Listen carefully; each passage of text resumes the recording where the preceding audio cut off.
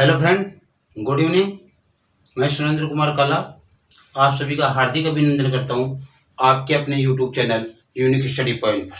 और आज हम जो बीएससी फर्स्ट ईयर में मैकेनिक्स से जो टॉपिक लेकर आए हैं वह है कि सिद्ध कीजिए केंद्रीय बल संरक्षित बल होते हैं, इसे करने वाले हैं। उसके पहले आप इस क्लास को अपने सभी साथियों के पास शेयर कर दीजिए, जिससे ज़्यादा से ज़्यादा स्टूडेंट हमारे से जुड़े और उन्हें फायदा मिले। और यदि आप एफबी पर है तो हमारे FB page unique study point को लाइक एंड फॉलो करना ना भूलें।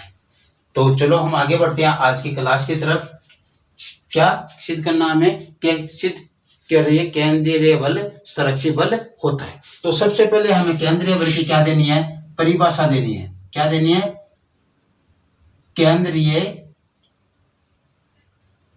बल की परिभाषा देनी है। तो केंद्रीय बल क्या होते हैं कि किसी कण पर आरोपित वह बल जिसकी क्रिया रेखा सदैव एक नियत बिंदु से होकर गुजरती है या स्थिर बिंदु से होकर गुजरती है तथा उसका मान सदैव कण की उस नियत बिंदु से दूरी पर निर्भर करता है, केंद्रीय बल कहलाते हैं। तो क्या करना है?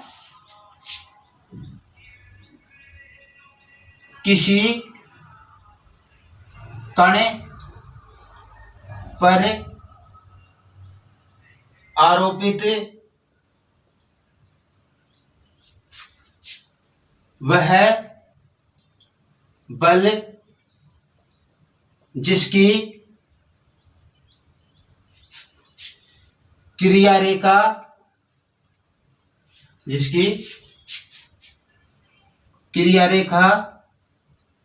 सदैव एक नियत बिंदु से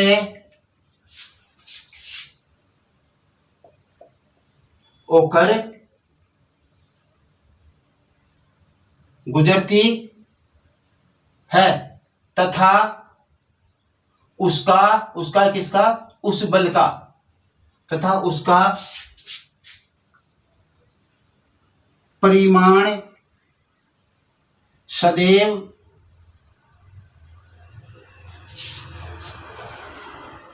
नियत बिंदु से कण की दूरी पर निर्भर करता है। केंद्रीय बल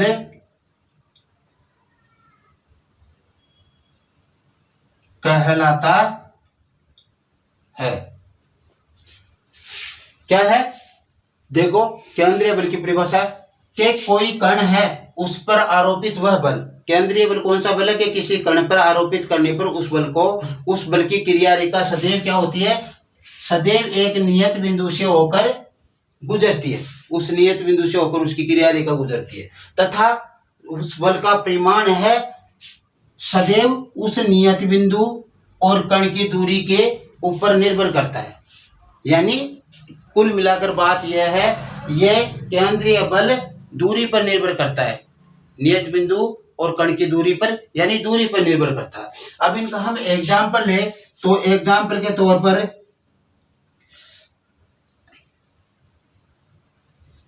स्थिर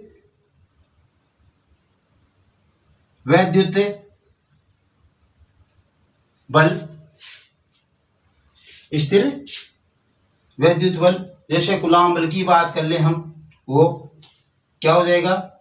Q1 Q2 अपॉन R² दूरी पर निर्भर कर रहा है। गुरुत्वीय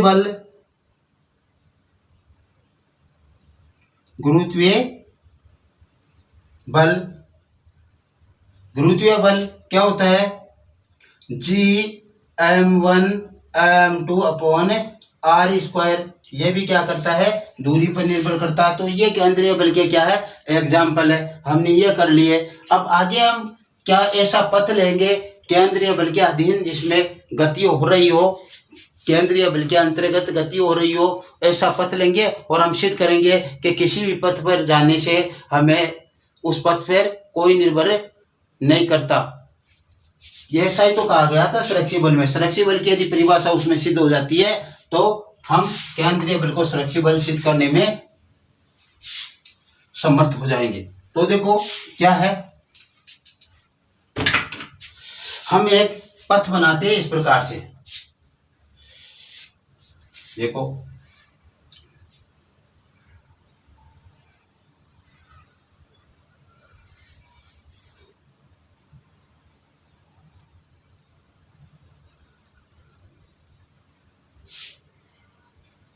ये क्या है, यहाँ पे ए बिंदु है और यहाँ पे बी बिंदु है।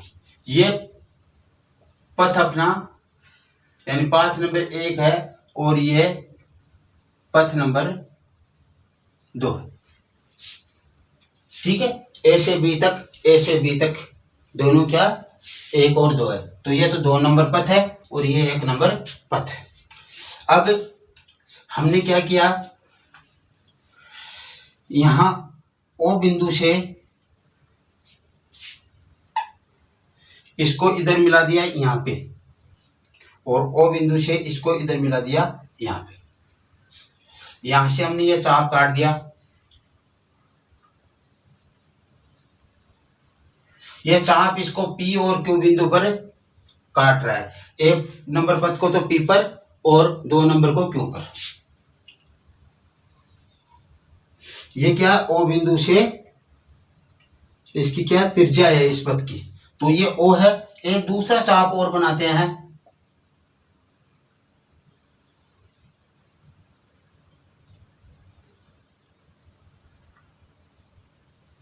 ठीक है। ये जो पथ है यहां से यहां तक का, इसको डी आर सदिश नाम दिया गया। ये विस्थापन है, पथ 1 पर विस्थापन क्या है, कण का। कण देखो इस चाप के लिए यहां तक पहुंचा, फिर इसके लिए dr1 और इधर देखो यहां से यहां तक ये जो विस्थापन है यहां से यहां तक का लेकर, इसको मैं दूसरे कलर से दर्शा देता हूं। यह यहां से यहां तक का ये है dr2, ध्यान देना ये है dr1 और ये dr2 और इस चाप के मध्य की दूरी सदैव क्या है, समान है और वो दूरी सदैव रहेगी dr। दोनों चापों के मध्य की दूरी क्या है, dr है, ये समान है। यहां पे होगी तो भी dr होगी और कहीं पे भी इसमें dr होगी। आप कहोगे फिर ये dr1 और dr2 क्यों हुई, ये हम ये नहीं ले रहे, हम ये वाली दूरी ले रहे हैं, ये वाली इस पथ के ऊपर चल रहे हैं। तो पथ तो क्या है, कुछ कोणीय रूप में चल रहा है, इसलिए इसे हमने dr ले लिया। ठीक है, ये दूरी ले रहे हैं। अब हम देखो क्या कर रहे हैं, ये पथ सीधा ऐसा बढ़े इस प्रकार और इधर इस प्रकार, तो ये जो कोण बन रहा है ये आपका कोण है θ1। क्या है, θ1 कोण। और यहाँ पे जो बल लग रहा है वो F1 सदिश, केंद्रीय बल है ये F1। यहाँ पे जो ये बल लग रहा है ये है F2 सदिश, केंद्रीय बल है, और ये इधर θ2 कोण बना θ2, F2 बल लग रहा है और dr2 यहाँ पे विस्थापन है। इन दोनों चापों के मध्य विस्थापन क्या है, dr है और यहाँ पे देखो इसके द्वारा ये लग रहा है, तो ये F1 बल लग रहा है, θ1 है इस विस्थापन के मध्य, इसके मध्य देखो ये कोणीय विस्थापन और इसके मध्य कोण यहाँ पे भी है, ये θ2 है और ये θ1 है, इस प्रकार से। तो पथ कौन सा है, पहला ए से बी ये है 1 नंबर और ए से बी दूसरा ये है 2 नंबर पथ, और ये क्या है ओ। तो हमने क्या किया है, ओ केंद्र वाला केंद्रीय पथ का निर्माण किया है, जिसका केंद्र क्या है ओ है। ये केंद्रीय बल के अधीन गति हो रही है कण की, इधर से भी कण जा सकता है, इधर से भी जा सकता है। तो हमने क्या किया, ओ केंद्र लिया, पहले तो आर त्रिज्या का चाप काटा, ये क्या है त्रिज्या आर है और ये त्रिज्या क्या है आर है, ये चाप काटा हमने। फिर दूसरा चाप काटा तो इन दोनों के मध्य क्या हो गई दूरी dr। तो यहाँ पे देखो ये पूरी दूरी कितनी हो जाएगी, यहां से लेकर यहां तक की, इस चाप से यहां तक की, तो ये दूरी हो जाएगी अपनी r प्लस डी आर। ठीक है, और इधर भी ये r प्लस डी आर ही होगी, यहां से यहां तक की नापेंगे तो ये r प्लस डी आर। तो हमने क्या किया है कि दो चाप बनाए हैं, एक तो है r त्रिज्या का चाप काटा है और दूसरा काटा हमने r प्लस डी आर त्रिज्या का चाप काटा है। इसको अच्छी तरह यह समझना, हमारे को यह ध्यान देना है। इसका मतलब जो इस पथ में और इस पथ में जो दूरी है वो डी आर की का अंतर है दोनों में, इधर भी डी आर का, इधर भी डी आर का, और ये यहां से यहां तक की दूरी समान आर आर, और यहां से यहां तक की ये R plus D R plus D R, ये समान। ये बातें मैं जोर देकर इसलिए कह रहा हूं क्योंकि ये हमारे काम आने वाली है आगे आकर, इसलिए। ठीक है, तो ये हमने सब किया। तो अब हमें क्या करना है, हमें सबसे पहले लिखना है कि चित्र में ओ केंद्र वाला केंद्रीय बल क्षेत्र प्रदर्शित किया गया। चित्र में क्या लिया हमने, चित्र में ओ केंद्र वाला केंद्रीय बल क्षेत्र प्रदर्शित किया गया है। हमने ये प्रदर्शित किया है, जिसमें बिंदु ए व बी को पथ 1 व 2 से जोड़ा गया है। जोड़ा हुआ ना, ये देखो ए और बी, 1 से भी जुड़ी हुई है और 2 से भी जुड़ी हुई है, जिसमें बिंदु ए व बी को पथ 1 व 2 से जोड़ा गया है। यह हमने जोड़ा उसे। अब हम क्या कर रहे हैं आगे, हमें कुछ मानना पड़ेगा। माना कण ओ से दूर की ओर केंद्रीय बल के अंतर्गत गति कर रहा है। माना कण ओ से दूर की ओर केंद्रीय बल के अंतर्गत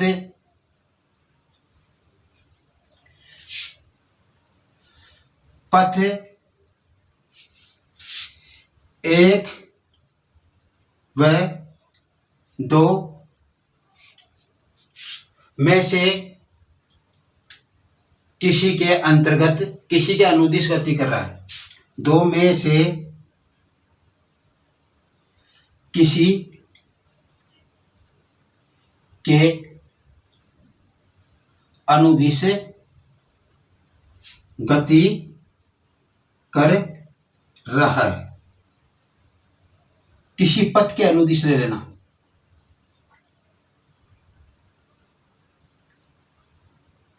किसी पथ के अनुदिश यानी 2 से भी गति कर सकता हो और 1 से भी गति कर सकता हो, उसमें कोई बाध्यता नहीं है। वो किसी दोनों में से किसी के अनुदिश भी गति कर सकता है। तो इस प्रकार ये किसी भी पथ के अनुदिश कर रहा है, किसी पथ के अनुदिश गति कर रहा है, यानी इन दोनों में से किसी एक पथ के अनुदिश वो गति कर रहा है। चाहे वो एक इस पथ से जाए या फिर इस पथ से जाए, वो आजाद है, उसके ऊपर कोई पाबंदी नहीं है। ये इतना करने के बाद आगे हम लिखेंगे, इसमें थोड़ा थ्योरेटिकल पार्ट है इसलिए थोड़ा ध्यान रखें। इसके बाद में क्या है कि ओ के अंदर मानकर, ओ को क्या माना हमने, ओ को ओ ना इसको केंद्र मानकर आर त्रिज्या का चाप बनाया और साथ में ही आर प्लस डी आर त्रिज्या का भी चाप बनाया। तो ओ को केंद्र मानकर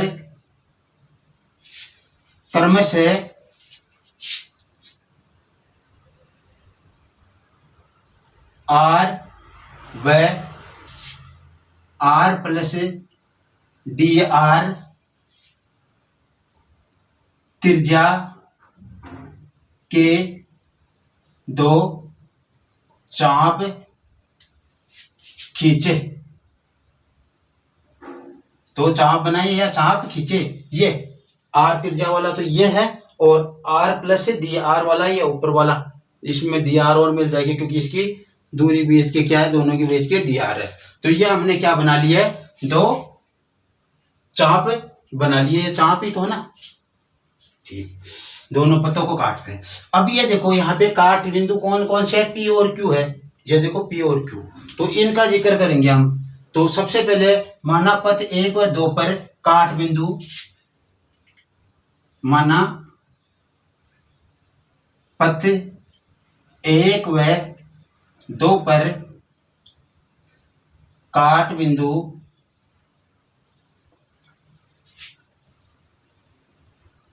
क्रमशः P व Q है। 1 पर तो P है और 2 पर क्या है, Q है। जिन पर केंद्रीय बल, इन पर केंद्रीय बल भी लग रहा है ना, जिन पर केंद्रीय बल क्रमशः F1 सदिश व F2 सदिश लगे रहा है या आरोपित है।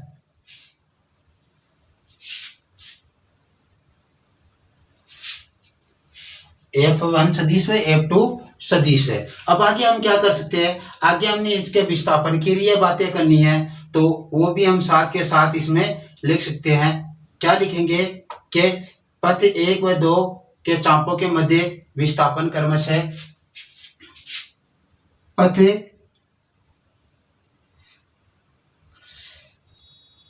1 व 2 के मध्य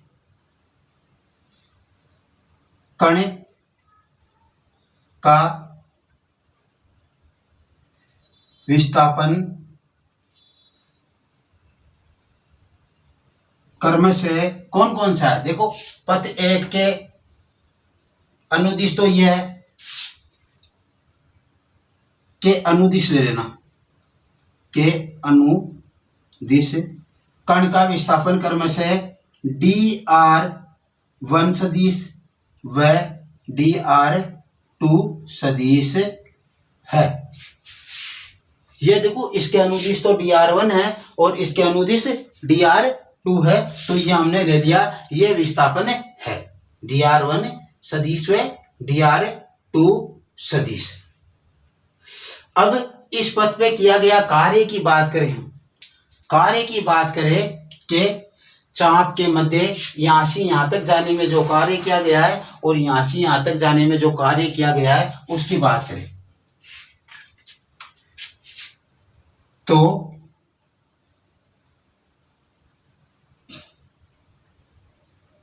कण पर किया गया कार्य क्या हो जाएगा। देखो ऊपर लिखता हूं मैं, कार्य की परिभाषा हम अच्छी तरह जानते हैं और वो हमने अच्छी तरह तैयार की है। क्या है, पहले इसकी बात करते हैं, तो F1 इंटू dr, तो F1 सदिश इंटू dr1 सदिश क्या हो जाएगा, F1 सदिश dr1 सदिश को उठाकर कोस थीटा 1 हो जाएगा। ठीक है, थीटा 1 क्या है, थीटा 1 F1 व dr1 के मध्य क्या है, कोण है। थीटा 1 व dr1 के मध्य कोण है। इसी प्रकार इस पथ के लिए बात करें तो F2 इंटू dr सदिश, तो F2 सदिश इंटू dr2 सदिश और इसको आगे करेंगे तो हम हो जाएगा F2 dr2 cos थीटा 2। ये समीकरण नंबर अपना 1 है, ये समीकरण नंबर अपना 2 है। और इसमें जो थीटा 2 क्या है, थीटा 2 है F2 व dr2 के मध्य कोण। ठीक है, ये देखो F2 और dr2 की, F1 और dr1 के मध्य तो थीटा 1 है, तो यहाँ पे तो ये थीटा 1 आ गया। यहाँ पे देखो F2 और dr2 के मध्य कोण थीटा 2 है, इसलिए यहाँ पे थीटा 2 आ गया। हमने यहाँ तक ये कर लिया, यहाँ तक आपके कोई दिक्कत नहीं होनी चाहिए। जो कार्य किया गया, हम कार्य की बात कर रहे हैं, ये कार्य आया हमारे पास। इसको आप यदि W1 लिखो तो W1 लिख सकते हो, इसको W2 लिखो तो W2 लिख सकते हो। बाकी ऐसा सही है, W लिखने की आवश्यकता नहीं, सभी को मालूम है ये बल का सूत्र है, ये बल का ही कार्य का सूत्र है और ये कार्य का ही सूत्र है। ठीक है, लिखना चाहो तो आप यहाँ पे W1 और ये W2, पथ A के लिए W1 और पथ 2 के लिए W2, क्योंकि कण इधर भी गति कर सकता है, कण इधर भी गति कर सकता है, इसलिए हमने A से B इस वाले पथ के लिए भी बात की है और इस वाले पथ के लिए भी बात की है। ठीक है, अब हम आगे बढ़े हैं, तो आगे बढ़े तो हमें सबसे पहले मालूम होना चाहिए कि जो ये बिंदु O है, ये तो P और Q से समान दूरी पर है। ये देखो R दूरी है, तो हम यहाँ पे लिखेंगे परंतु क्या, O से बिंदु या काट बिंदु, काट बिंदु P व Q बराबर दूरी, कौन सी है वो बराबर दूरी R पर स्थित है। ये भी R है, OQ का मान भी, OP का मान भी R है, तो वो मैं यहाँ पे लिख देता हूं OP बराबर OQ बराबर R पर है, R पर है। ठीक है, यदि ये दूरी बराबर है, इसका मतलब इस बिंदु से यहां से जो यहां बल लग रहा है वो बल उतना ही होगा जो यहां पे लग रहा है। ये दोनों बल क्या हो जाएंगे, बराबर हो जाएंगे, क्योंकि क्रिया रेखा एक ही बिंदु से होकर गुजर रही है, तो लगने वाला बल तो समान होना फिर, क्योंकि R दूरी पर ये है, R दूरी पर ये है, इसका मतलब दोनों बलों का मान समान। इसलिए F1 का परिमाण बराबर F2 का परिमाण, यानी F1 बल और F2 बल का परिमाण क्या हो गया, बराबर हो गया हमारे पास। क्यों? क्योंकि ये समान दूरी पर है बिंदु P और Q O से। OP बराबर OQ बराबर, इधर भी R समान दूरी पर है, इसलिए जो बल लग रहे हैं ये दोनों बल क्या हो जाएंगे, बराबर हो जाएंगे। और जब ये बल दोनों बराबर होंगे तो हमें क्या प्राप्त होगा, जो F1 पर प्रक्षेप होगा और जो F2 पर प्रक्षेप होगा वो भी क्या होंगे, बराबर होंगे। तो देखो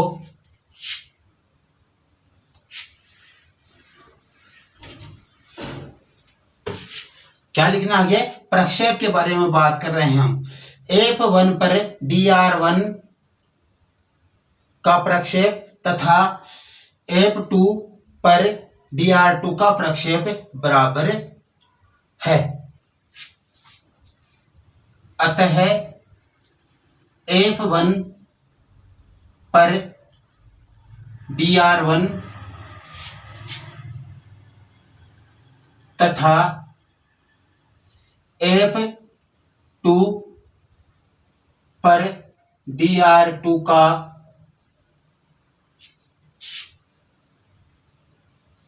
प्रक्षेप भी क्या है, बराबर है।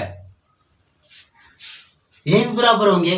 बराबर क्यों होंगे, ये बराबर क्यों होंगे, हम कह रहे हैं कि F2 पर dr1 का प्रक्षेप और F1 पर dr1 का प्रक्षेप और F2 पर dr2 का प्रक्षेप ये भी बराबर होंगे। क्यों बराबर होंगे? सीधी सी बात रखी हुई है कि ये देखो, ये क्या है, दूरी समान है, दोनों चापों के मध्य दूरी क्या है, समान है, इसलिए प्रक्षेप भी क्या होंगे, समान होंगे। दोनों चापों के मध्य दूरी क्या है, समान है, इसलिए ये बराबर होंगे। क्योंकि प्रक्षेप चाप के मध्य दूरी क्योंकि जो चाप है उनके मध्य दूरी क्या है, समान है। तो यहां लिख दूंगा क्योंकि चाप के मध्य दूरी dr समान है। dr ही तो है इन चापों के मध्य दूरी। यह तो हमें ऐसे गोलाई में जा रहे हैं कुछ, इसलिए dr1 और dr2 प्राप्त हो रहे हैं। बाकी ये दूरी तो देखो dr ही बताई हमने, यहां से हमने ये r ली, यहां से ये r प्लस dr ली, तो इनके मध्य दूरी तो समान ही है ना, dr, इसलिए ये दूरी dr समान है। ऐसा होते ही जो प्रक्षेप है वो भी क्या हो जाएंगे, बराबर हो जाएंगे। ऐसा होते ही जो प्रक्षेप है वो भी क्या होंगे, बराबर हो जाएंगे। तो वो बराबर किस प्रकार से होंगे, देखो इस प्रकार हो जाएगा, dr cos थीटा 1 बराबर dr2 cos theta 2 equal to dr। क्या हो जाएगा, इक्वल टू, आप इसे dr ही मानोगे। इसका भी मान और यह सभी क्या है, dr है। क्यों, कितना भी करो इनके मध्य दूरी तो dr ही है और हम इसी का प्रक्षेप ले रहे हैं, तो ये dr के बराबर ही है, दोनों dr के बराबर है। इसका मतलब हमें जो प्राप्त हो रहा है वो क्या होगा, देखो हमने लिखा है यहाँ पे F1 dr1 cos थीटा 1 बराबर F2 dr2 cos थीटा 2। ये दोनों बराबर होंगे, ये दोनों बराबर होंगे। क्योंकि ये बराबर हो गए, हमने कह दिया बल भी बराबर है, F1 के बराबर F2 का, इनका परिमाण भी बराबर है, और हमने कह दिया कि ये भी बराबर है, तो गुणनफल तो इनका ही है ना, F1 dr1 cos थीटा 1 बराबर F2 dr2 cos थीटा 2। ये बराबर ही तो है, क्योंकि इसको और इसको बराबर बता दिया, F1 को और F2 को बराबर बता दिया, इसका मतलब ये बराबर, और ये बराबर हुआ तो हमें क्या रखना है, अब इनका मान dr रखना है इसमें। तो क्या रखेंगे, F1 dr बराबर F2 dr। ये हमारे पास क्या हो गया, समीकरण प्राप्त हो गया। समीकरण नंबर 3। इसमें आप देखोगे तो देखो पथ 1 से जा रहे थे और पथ 2 से जा रहे थे, दोनों के द्वारा होने वाला कार्य देखो क्या है, बराबर प्राप्त हुआ है। दोनों के द्वारा होने वाला कार्य हमारे को क्या प्राप्त हुआ, बराबर प्राप्त हुआ। पथ 1 और पथ 2 के द्वारा जो कार्य हो रहा है वो कण के द्वारा हमारे को बराबर प्राप्त हो रहा है। इसका मतलब हम क्या कह सकते हैं, संरक्षित बल की परिभाषा ज्ञात करो। संरक्षित बल की परिभाषा क्या थी, संरक्षित बल के अधीन किसी कण के द्वारा किया गया कार्य उसके पथ पर निर्भर नहीं करता। और यहाँ पे भी देखो, केंद्रीय बल के अधीन किसी कण के द्वारा किया गया कार्य उसके पथ पर निर्भर नहीं करता, बराबर होता है। इसका मतलब यहाँ पे संरक्षित बल की कंडीशन सेटिस्फाइड होती है और हमने सिद्ध कर दिया कि ये संरक्षित बल है। तो हम यहाँ पे क्या करेंगे कि यह प्रतिबंध है ना, जो यह प्रतिबंध हमने छोटे से टुकड़े के लिए लिया तो ये पूरे पथ पर भी क्या होगा, लागू होगा। तो हम लिखेंगे यहाँ पे यह प्रतिबंध पथ 1 व 2 के सभी खंडों के लिए लागू होंगे। यह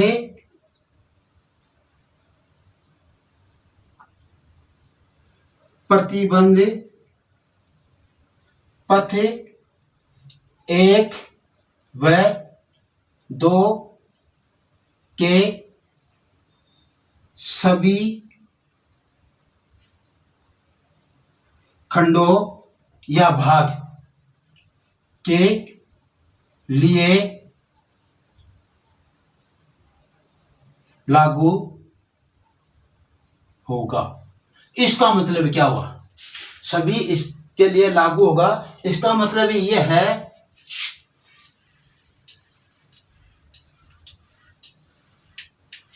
इसका मतलब दरअसल यह है कि पथ एक के द्वारा यदि हम ए से बी तक जाएं पथ एक के द्वारा, तो integration A to B F1 dr, और ये क्या हो गया आपका पथ नंबर 1। और इधर इंटीग्रेशन ए से बी इस पथ से जा रहे हैं, तो ये भी देखो क्या है F2 dr, और ये कौन सा है? पथ नंबर 2। यानी कण पथ नंबर 1 और 2 से दोनों से गया, तो उसके द्वारा किया गया कार्य क्या हुआ? सम्मान प्राप्त हुआ। यह कण इससे ए से इधर इस पथ से गया 1 से, तो भी वही कार्य है, और 2 से गया बी तक ए से, तो भी कार्य का मान उतना ही प्राप्त हुआ। और संरक्षी बल की परिभाषा यही कहती है, क्या कहती है? कि संरक्षी बल के अधीन किसी कण के द्वारा किया गया कार्य उसके पथ पर निर्भर नहीं करता है। पहली परिभाषा यही थी हमारी, और यहाँ पे ये सेटिस्फाइड हो रहा है। तो हमें यह ध्यान रखना है, यहाँ पे हम संरक्षी बल को सिद्ध करने जा रहे। तो अब हम आगे क्या लिखेंगे इसमें? उपरोक्त से स्पष्ट है, उपरोक्त से स्पष्ट है कि केंद्रीय बल के अंतर्गत एक बिंदु से दूसरे बिंदु तक कण को विस्थापित करने में किया गया कार्य पथ पर निर्भर नहीं करता। उपरोक्त से स्पष्ट है कि केंद्रीय बल के अंतर्गत किसी कण को, या कण को ही लिख लेना, कण को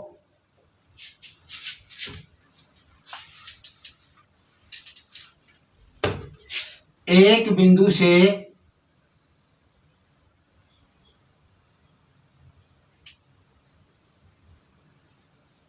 दूसरी बिंदु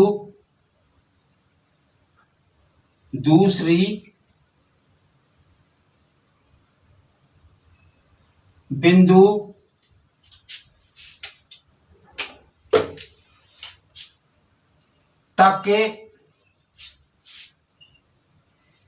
विस्थापित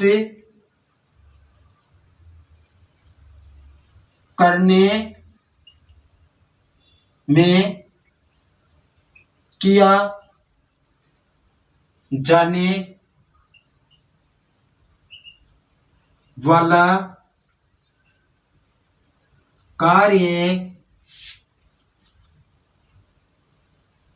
कण के पथ पर निर्भर नहीं करता, या पथ पर निर्भर नहीं कर सकता, सीधा ऐसे लिख दूं, या कार्य कण के पथ पर निर्भर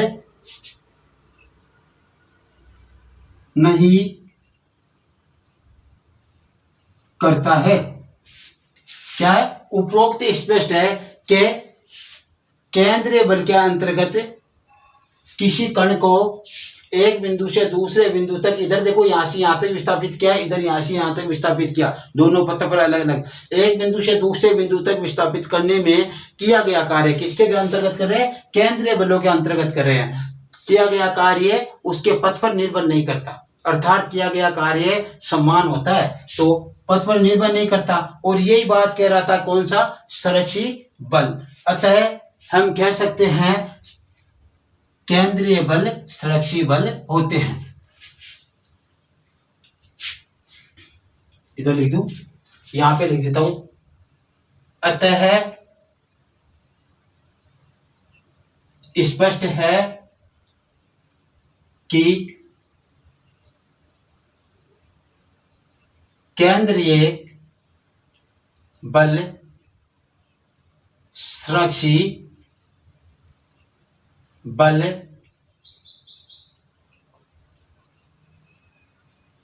होते हैं। ये केंद्रीय बल सुरक्षा बल हो गया, हमने सिद्ध कर दिया।